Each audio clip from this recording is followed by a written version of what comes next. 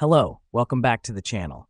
Today we're diving straight into how to track your social media content in Monday.com, your ultimate guide for 2025. Let's kick things off by creating your social media content board. Why do we do this? Well, it gives us a centralized location to manage all our social media content. So log into your Monday.com account, then hit the plus new button at the top left of your dashboard and select board. Name it something like social media content. Now that we've done that, it's time to set up our columns. The reason we do this is to track essential data for each post, such as platform, post status, and scheduled date. Go ahead and add these columns. Remember, you can customize the labels to fit your needs. Next up, we're going to add our social media content. Click on plus add under the item name column. This helps us because it allows us to list each social media post we want to track. For each item, fill in the respective data in the columns you created.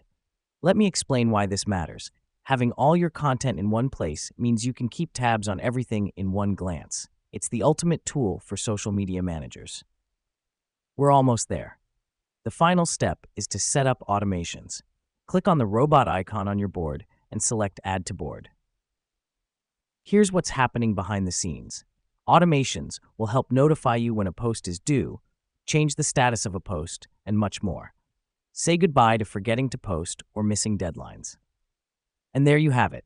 You've now successfully set up a social media content tracker on Monday.com for 2025.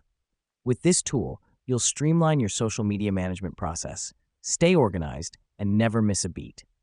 Remember, you can always tweak and customize this setup to better suit your needs. So go ahead, give it a try, and streamline your social media content tracking. Until next time, keep tracking.